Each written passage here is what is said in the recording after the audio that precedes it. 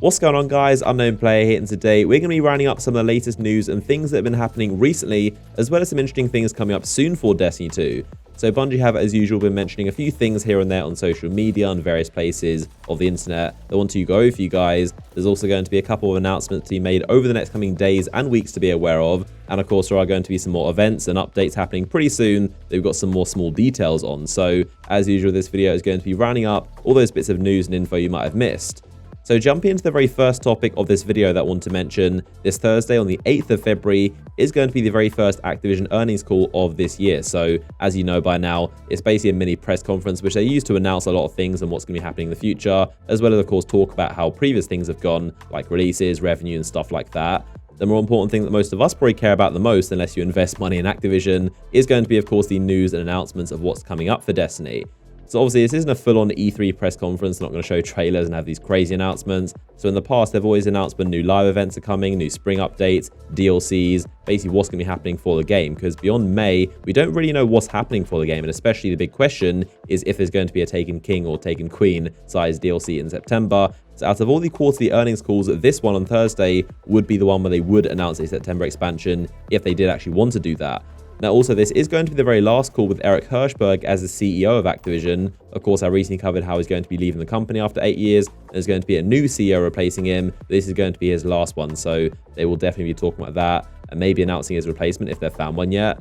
Of course, just recently we did get the announcement that DLC 2, the second expansion, is going to be releasing in May. So Bungie announced that, which Activision are probably going to reiterate, as well as those updates and patches we're getting until then. I think it should be really interesting to see if they actually address the massive amount of backlash they got, mainly for Eververse or just the game in general. Obviously, Destiny 2 has been in pretty much the hot seat for the past couple months for so many reasons. So it should be interesting to see if or how they respond to that, and also how Curse of Osiris did. I mean, in the past, when Infinite Warfare got a ton of backlash and didn't have great sales, and also when Destiny 1 had its droughts as well, they did mention those things and kind of address the kind of feedback. So it's possible they'll do the same thing for Destiny 2.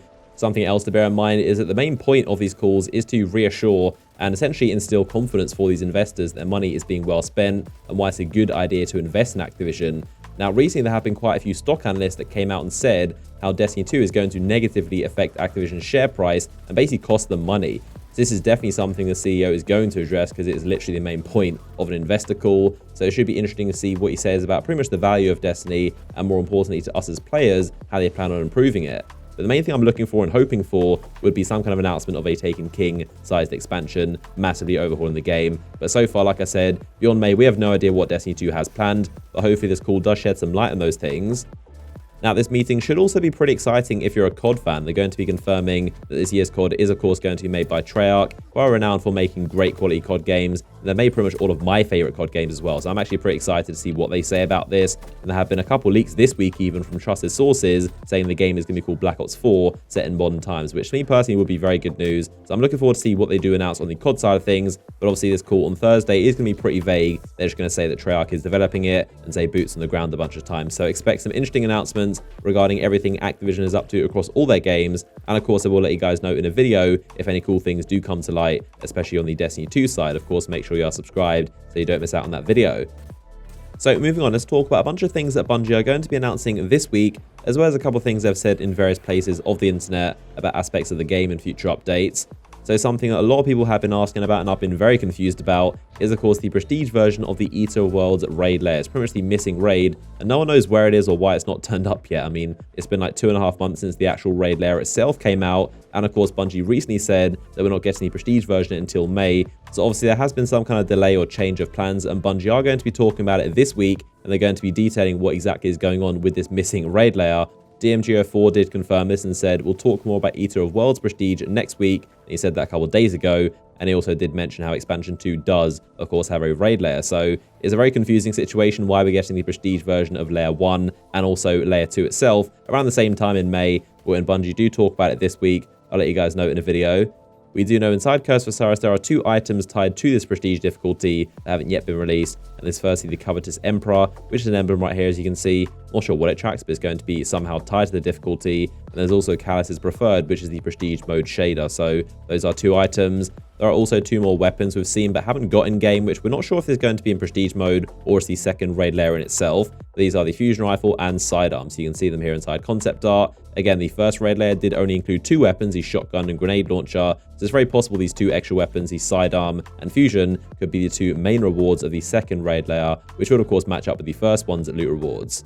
Now, another point that a lot of people have brought up is that, of course, the ornaments are supposed to be tied to Season 2, and of course, we aren't getting Prestige mode until Season 3. So Fitzy asked on Twitter, are we still going to be able to get the Prestige Argos ornaments in Season 3 when Prestige Argos isn't happening in Season 2? And Chris About replied saying, we won't let anyone miss out on rewards, expect more info in the Prestige layer soon. Now, in regards to Iron Banner, which of course only just finished, Bungie did put out some minor bits of info that I've seen a lot of questions being commonly asked about it. And the main one is your ornament progress going to carry over to the next Iron Banner? So of course the percentage you've got, and mainly the chest piece, which you may have noticed was a very, very long grind. A lot of people have not finished it. So the answer is yes, that is going to carry over. So the percentage of progress you were recently on is going to be the exact same. That's where you start off next time Iron Banner comes around, which is definitely a good thing for that chest piece. If you haven't done it, it is a seriously long grind. It takes like 100 or 200 melee and grenade kills, which obviously with the recharge rates in Destiny 2, those don't come around too often. So thankfully those are going to be saved and carry over. Now, something else that does also carry through is going to be your Iron Banner tokens. Cosmo also confirmed they are going to be still available for the next Iron Banner, so your tokens aren't going to be wiped. I believe previously they have actually been taken away from you, and especially Faction Rally as well. It's pretty weird because sometimes they did say they would take away the tokens, but they didn't. But at least now we know, and they'll still be there for you next Iron Banner to spend again. Something pretty random is in regards to the Rat King exotic questline. So obviously with the February update on the 27th, they are removing the time limit from all Nightfalls. That's not going to be a thing anymore. It's instead going to be something to do with scoring. But for the end of the Rat King exotic quest, it requires you to complete a Nightfall with 5 minutes remaining on the timer, which obviously isn't going to be possible after the February update. So it's something that DMG said they're working on. He said the current plan is to remove the 5-minute time limit, and instead the step is going to require you to complete the Prestige Nightfall. So that exotic quest is definitely not getting any easier. Prestige Nightfalls are still very challenging, so a very random thing, but for those wondering what's going to happen to that exotic quest, that is currently Bungie's plan.